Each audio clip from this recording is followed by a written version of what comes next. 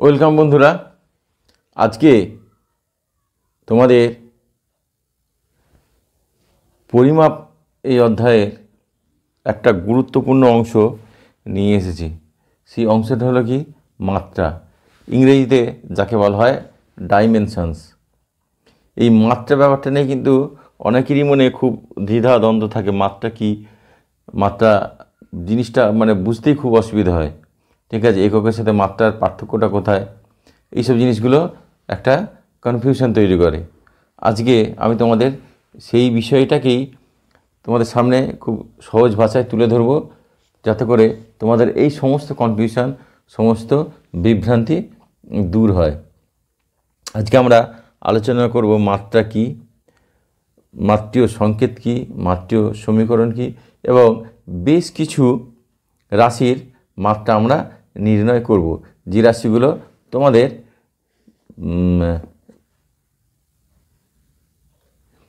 যে রাশির মাত্রাগুলো তোমাদের সিলেবাসে আছে। তো তাই জন্য বলছি আজকের এই ভিডিওটা কিন্তু খুবই গুরুত্বপূর্ণ হতে যাচ্ছে তোমাদের কাছে। তোমরা এই ভিডিওটা স্কিপ না করে ভালোভাবে দেখো, তারপরে আশা করি তোমাদের আর মাত্রা সম্বন্ধে কোনো রকম বিভ্রান্তি থাকবে না। ঠিক আছে, তোমরা নিজেরাই বিভিন্ন ভৌত রাশির মাত্রা নির্ণয় করতে পারবে। তো চলো আমরা শুরু করি আমাদের আজকের পড়া। ঠিক আছে, প্রথমে হচ্ছে মাত্রা। মাত্রা কি? মাত্রা বলতে আমরা বুঝি ভৌত রাশির মাত্রা। দেখো, আমি সংজ্ঞাটা তোমাদের লিখে দিয়েছি যে ভৌত রাশির মাত্রা কি, কোনো ভৌত রাশিকে মূল রাশির সাহায্যে প্রকাশ করার সময় যে ঘাতে উন্নীত করে নিতে হয় মূল রাশির, সেই ঘাতগুলি হলো ওই ভৌত রাশির মাত্রা। ঘাত মানে কি? যেগুলোকে আমরা সূচক বলি। ঠিক আছে, সেইগুলি হচ্ছে ঘাত বা ঘাতাঙ্ক। আচ্ছা, যেমন ধরো তোমাদের একটা উদাহরণ দিচ্ছি। ধরো আচ্ছা, তার আগে আমি বলে নিই যে এই মাত্রা নির্ণয় করার জন্য যে প্রাথমিক বা মৌলিক রাশিগুলো আছে সেইগুলোর মাত্রা আগে প্রথমে নির্ধারণ করে নিতে হয়। সেইগুলো নির্ধারণ করা হয় কীভাবে? সাধারণত ওই ভৌত রাশিগুলোর যে ইংরেজি নাম, সেই ইংরেজি নামের প্রথম অক্ষরগুলোকে ওদের মাত্রা হিসেবে ধরা হয়।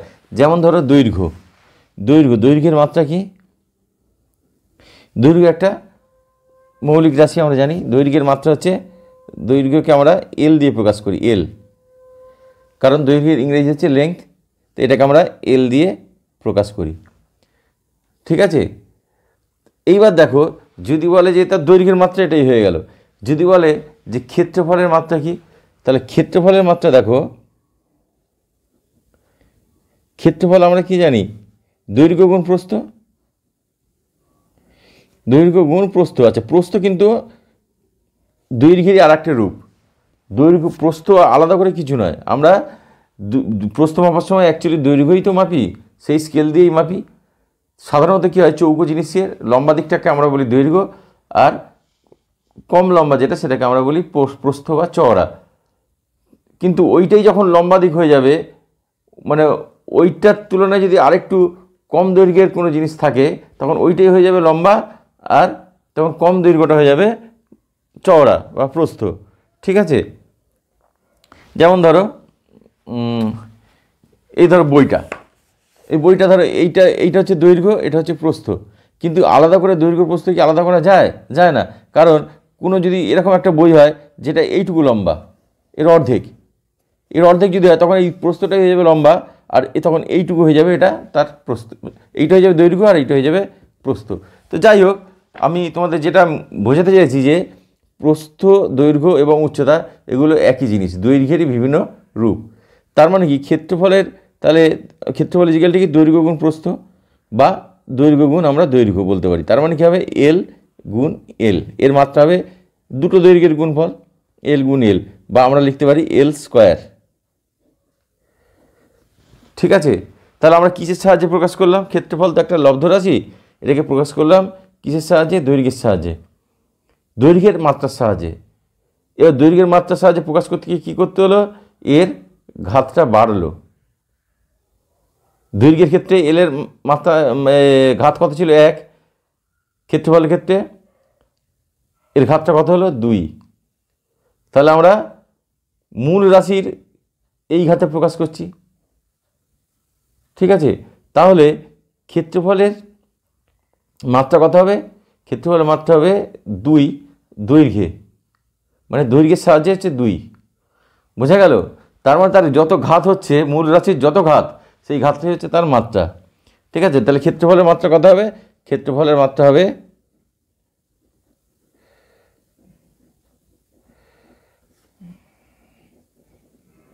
হচ্ছে কি দৈর্ঘ্যে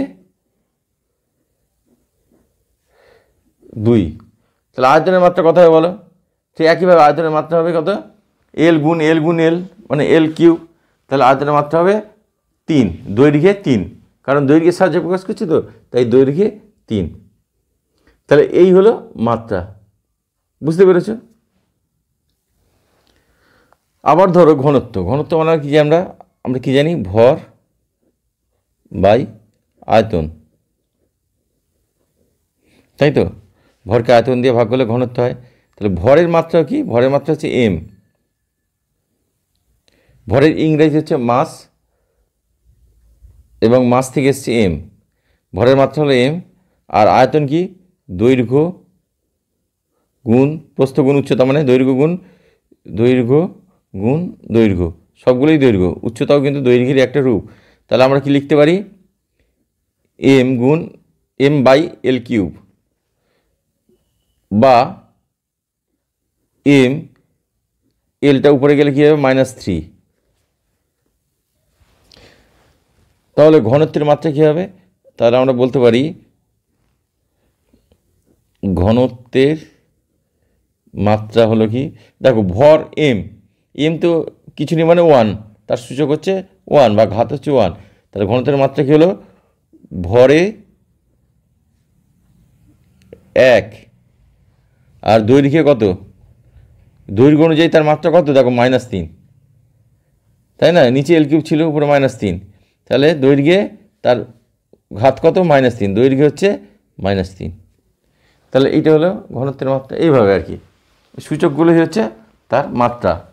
ঠিক আছে, প্রাথমিক যে রাশিগুলো আছে, মৌলিক রাশি, তার যে সূচক হচ্ছে সেইগুলি হচ্ছে ওই যে রাশিটা আমরা বলছি তার মাত্রা। আচ্ছা, মাত্রীয় সংকেত কি? মাত্রা জানলাম, মাত্রা কীভাবে হয় আমরা জানলাম, মাত্রা কাকে বলে সেটাও জানলাম। এবার মাত্রীয় সংকেতটা কি? মাত্রীয় সংকেতটা বলার আগে তোমাদের আমি যে মূল রাশি বা মৌলিক রাশিগুলো, তাদের কোন কোন চিহ্ন দিয়ে মাত্রা প্রকাশ করা হয় সেটা আমি তোমাদের আগে বলে দিই। আচ্ছা, আমরা জানি 7টা মৌলিক রাশি আছে এসআইতে। তো সেই 7টা মৌলিক রাশি কি? ধরো দৈর্ঘ্যকে কি দিয়ে প্রকাশ করা হয়? এল। ঠিক আছে, তারপরে কি আছে? ভরকে এম দিয়ে। তারপরে কি? সময়কে কি দিয়ে প্রকাশ করা হয়? টি দিয়ে। হলো? আচ্ছা, উষ্ণতাকে অনেক জায়গায় কে দিয়ে, বেশিরভাগ জায়গায় কে দিয়েই বলা হয়, আবার কোনো কোনো জায়গায় থিটা দিয়েও করা আছে। তোমরা দেখবে ছায়া প্রকাশনের বইগুলোতে সব থিটা দিয়ে করা আছে, কিন্তু অন্যান্য বেশিরভাগ ক্ষেত্রে এটা কে দিয়েই প্রকাশ করা হয়। আচ্ছা, উষ্ণতা হলো। এরপরে কি?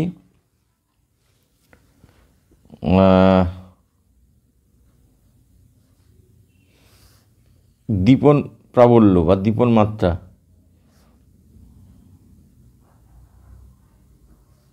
এটাকে প্রকাশ করা হয় ক্যান্ডেলা দিয়ে, সিডি। ঠিক আছে, আচ্ছা, পদার্থের পরিমাণ,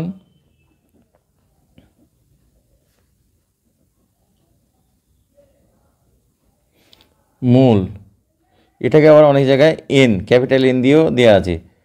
আর কি? প্রবাহ মাত্রা, তড়িৎ প্রবাহ মাত্রা আর কি, তড়িৎ প্রবাহ মাত্রা।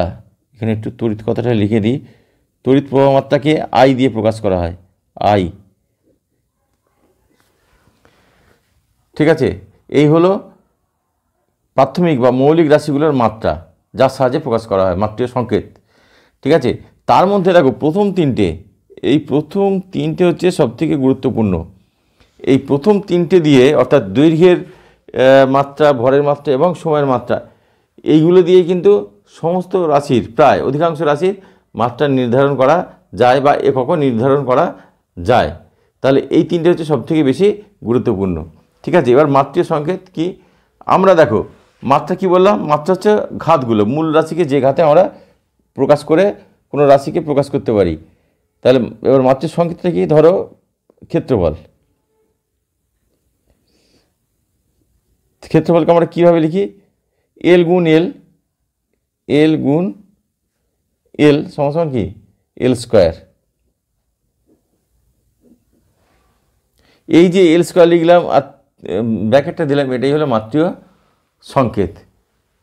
ঠিক আছে, আবার এটাকে অনেক সময় এইভাবে লেখা হয়, দেখো আমি তোমাদের বললাম এই তিনটে কি কি, দৈর্ঘ্য, ভর আর সময়। যেখানে দৈর্ঘ্যটা আছে, ভর বা সময়ের দরকার নেই, সেগুলোকে মানে এই তিনটে রাশি দিয়েই প্রকাশ করছি, কিন্তু সেগুলোর ঘাত আমরা 0 লিখে দিচ্ছি। মানে এটাকে অনেক সময় এইভাবে লেখা হয় m⁴ t⁴। এখন কোনো কিছু পাওয়ার 0 মানে তার মানে 1, এটারও পাওয়ার 0 মানে এটাও 1, তাহলে এল স্কোয়ার গুণ 1 গুণ 1 মানে এল স্কোয়ারই হবে এটা। তো অনেক সময় এটাকে আবার এইভাবেও প্রকাশ করা হয়, মানে যে রাশি, যে প্রাথমিক রাশিগুলো এর মধ্যে নেই সেগুলোকে, তার ঘাতগুলোকে 0 করে আমরা অনেক সময় প্রকাশ করি। ঠিক আছে, তো এটাও চলে, এটাও চলে। তাহলে এর মাত্রা সংকেত কী হলো এইটা। ঠিক একইভাবে তোমাদের আমি ঘনত্ব যেমন দেখিয়েছিলাম, ঘনত্ব কি, ঘনত্ব দেখো আগে দেখিয়েছিলাম ml-3। তাহলে এইটাকে যখন আমি এইভাবে লিখলাম, এটা হচ্ছে এর মাত্রীয় সংকেত, অর্থাৎ এই সংকেতের সাহায্যে আমরা প্রকাশ করছি। ঠিক আছে, আচ্ছা এবার মাত্রীয় সংকেত তো গেল। মাত্রীয় সমীকরণ কি, মাত্রীয় সমীকরণ আর কিছুই না। আমি যখন এই যে ঘনত্ব, ঘনত্বের একটা চিহ্ন আছে, সেটা কি, ঘনত্বের চিহ্ন হচ্ছে এইটা। তো আমি যখন এইটাকে এরভাবে লিখব যে এইটা ইজিক্যাল টু ml⁻⁻3,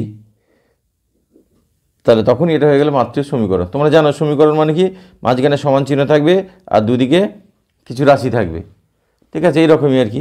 তো ঘনত্ব ইজিক্যাল টু এইটা, তো এইটা এইভাবে যখন লিখবো তখন সেটা হচ্ছে মাত্রীয় সমীকরণ, আর শুধু যখন এটা লিখছি তখন সেটা হয়ে যাচ্ছে মাত্রীয় সংকেত। এই হচ্ছে তফাৎ, আর কিছুই নয়। ঠিক আছে, তো মাত্রীয় সমীকরণ আর মাত্রীয় সংকেতের তফাৎটা তোমরা বুঝতে পারলে। যেমন ধরো বেগ, বেগের ক্ষেত্রে কী হয়, বেগকে আমরা ভি দিয়ে প্রকাশ করি, ভেলোসিটি। ভি ইজিক্যালটা কি, L/T, L⁻⁻1। তাহলে এই সমীকরণ আকারে প্রকাশ করলাম বেগকে, তাহলে এটাই হলো এর মাত্রীয় সমীকরণ। ঠিক আছে, আর যদি শুধু এইটা লিখি, এটা হয়ে যাবে ওর মাত্রীয় সংকেত। এই আর কিছুই নয়।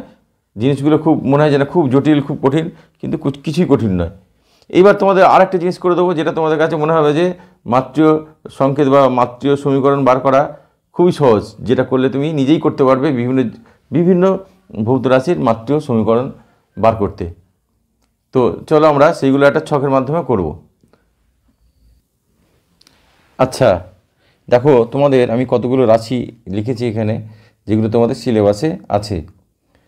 এবার সেই রাশিগুলোর মাত্রা আমরা বার করব কিসের সাহায্যে, মূল রাশি বা প্রাথমিক রাশির যে মাত্রাগুলো আছে তার সাহায্যে। সেই রাশির মাত্রাগুলো আমি আরেকবার বলছি। দৈর্ঘ্যের হচ্ছে এল, ভরের হচ্ছে এম এবং সময়ের মাত্রা হচ্ছে টি। এটা হচ্ছে তিনটে, বাকি আরও চারটে আছে। তো আমাদের মোটামুটি এই তিনটে দিয়েই কাজ হয়ে যাবে।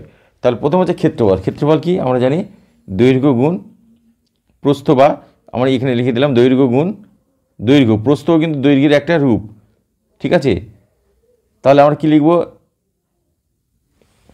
তাহলে দৈর্ঘ্য গুণ দৈর্ঘ্য কত হয়, এল গুণ এল বা এল স্কোয়ার।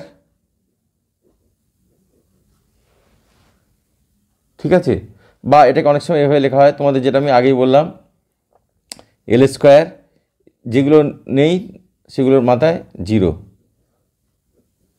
তাহলে এটা হলো তার কি, মাত্রীয় সংকেত। ঠিক আছে, এইবার তাহলে সমীকরণটা কী হবে? সমীকরণ ক্ষেত্রফলকে এ দিয়ে প্রকাশ করা হয়, তার সমীকরণটা কিছুই নয়, এ ইজিক্যাল টু, তাহলে এইটা লিখব L square M to the power 0 T to the power 0। আর ক্ষেত্রফলের একক কি? এসআই একক হচ্ছে মিটার স্কোয়ার। ঠিক আছে, এবার আয়তনকে আমরা কীভাবে লিখব? দৈর্ঘ্য গুণ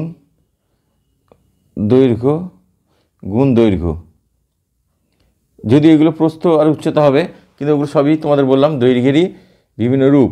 তাহলে এটাকে আমরা কী হবে? এল স্কোয়ার জায়গায় কী হবে? এল কিউব, 3টে দৈর্ঘ্যের গুণফল, তাহলে আমরা কি লিখতে পারি? L cube.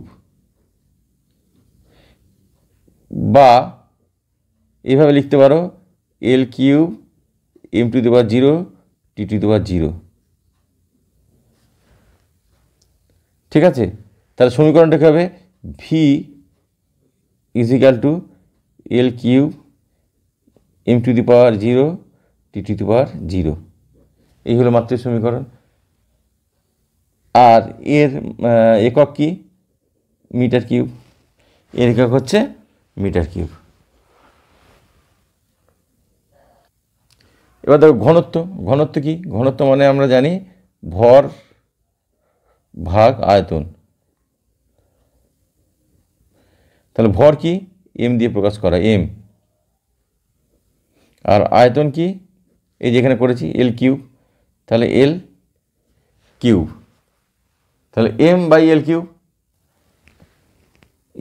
কিউব হলো, বা M L to the power -3, নিচে আছে এটা উপরে গেলে মাইনাস হয়ে যাবে, বা এটাকে আমরা সমান কি লিখতে পারি? M L to the power -3 আর টি টু দি পাওয়ার 0। ঠিক আছে, কারণ এখানে এম তো আছে, এম আর লেখার দরকার নেই, 0, শুধু টিটাই নেই, সেই জন্য টি টু দি পাওয়ার 0। তাহলে সমীকরণ কী হবে? সমীকরণ হচ্ছে ঘনত্ব equal to M L to the power -3 T to the power 0। ঠিক আছে, আর এর একক কী হবে? K G per metre cube. ঠিক, এবার বেগ কি? বেগ হচ্ছে দূরত্ব বাই সময় বা সরণ বাই সময়।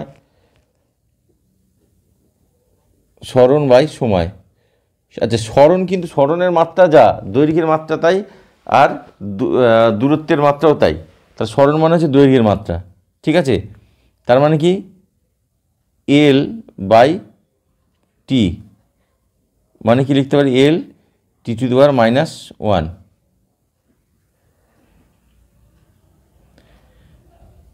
বা কি লিখতে পারি? L T to the power -1 M to the power 0। যেহেতু এম নেই তাই এম টু দি পাওয়ার 0। তাহলে এখানে কী হবে? V equal to L T to the power -1 M to the power 0। আর এটা কি? এককটা কী হবে? এককটা হবে মিটার পার সেকেন্ড। ঠিক আছে, এবার হচ্ছে ত্বরণের কী হবে? ত্বরণ হচ্ছে সরণ বা বেগ বাই সময়। ঠিক আছে, বেগের পরিবর্তন বাই সময়। তা ত্বরণ কি? বেগের পরিবর্তন বাই সময় বা বেগ বাই সময়। বেগ মানে হচ্ছে কি? সরণ বাই সময়। তাহলে দুবার নিচে দুটো সময় হচ্ছে, একটা হচ্ছে বেগের জন্য সরণ বাই সময়, আর একটা বেগ পরিবর্তনের হারের জন্য, মানে বেগ বাই সময়ের জন্য। তাহলে দুবার সময়।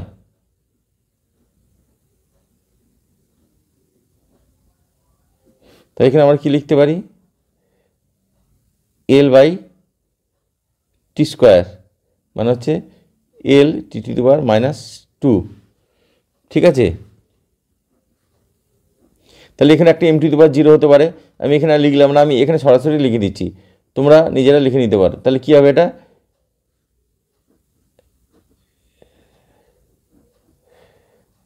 তাহলে L T to the power -2 M to the power 0। এটা হলো মাত্রিক সমীকরণ। আর এর একক কী হবে?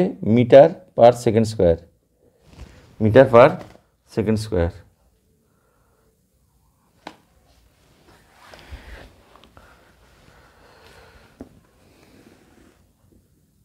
বল, বলটা কি? বল হচ্ছে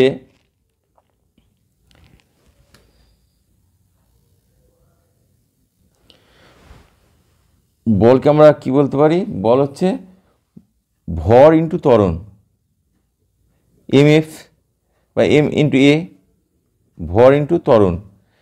তাহলে এখানে কি হয়? ভরের এটা কি? এম, আর ত্বরণের কি? L by T square. তাহলে M L by T square, বা আমরা লিখতে পারি M L T to the power minus 2। ঠিক আছে, -2 টি টু দি পাওয়ার কেন হলো? টি স্কোয়ার, নিচে টি এর মাথায় 2 আছে, এটা উপরে নিয়ে গেলাম, -2 হলো।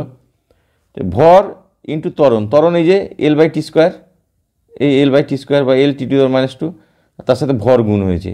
তাহলে বল হলো M L T to the power -2। তাহলে আমরা কীভাবে লিখতে পারি? সমান সমান M L T to the power -2। তাহলে এটা হলো তার মাত্রিয় সমীকরণ, এটা হলো মাত্রিয় সংকেত। আর এককটা কী হবে? নিউটন, তোমরা জানো এটা, নিউটন। এরপর হচ্ছে চাপ। চাপ কি? চাপ মানে হচ্ছে বল বাই ক্ষেত্রফল। তাহলে বলের আমরা তো দেখেছি এম এল এইটা, তাহলে হচ্ছে M L T to the power -2, আর ক্ষেত্রফলের কি? এল স্কোয়ার,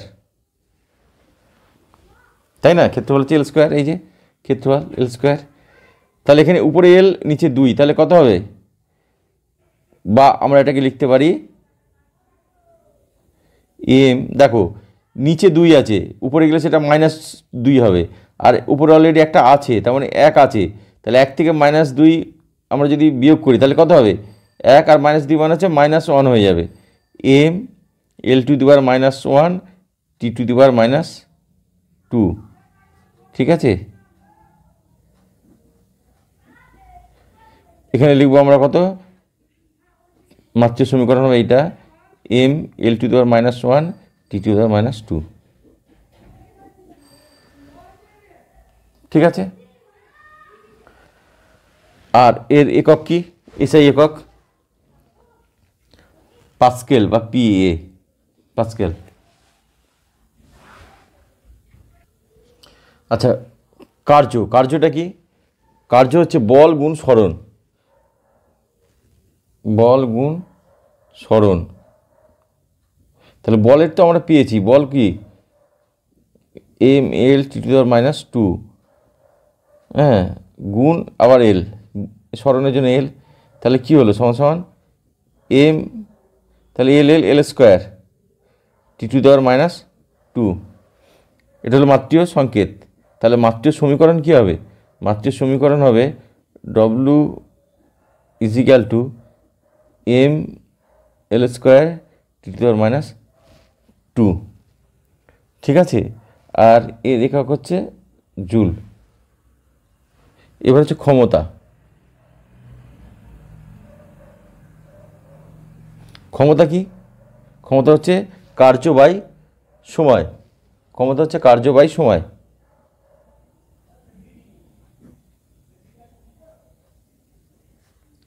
কার্য বাই সময়। তাহলে কার্যের তো পেয়ে গেছি M L square T to the power -2, তাই না? এবার তাকে সময় দিয়ে ভাগ করা মানে কত? টি দিয়ে ভাগ করা। ঠিক আছে, তো টি দিয়ে ভাগ করলে কত হবে?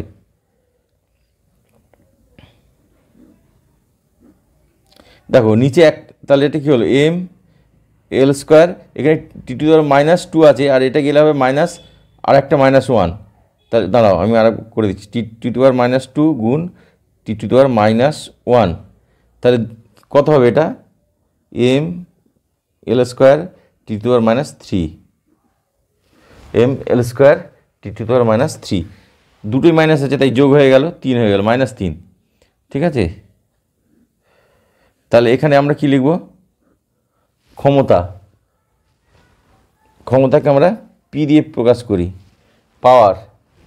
ঠিক আছে, তাহলে এখানে আমরা কি লিখব, P is equal to M L square T to the power minus 3 হয়ে গেল এর মাত্রের সমীকরণ। আর এর এককটা কি, এর একক হচ্ছে জুল পার সেকেন্ড বা ওয়াট।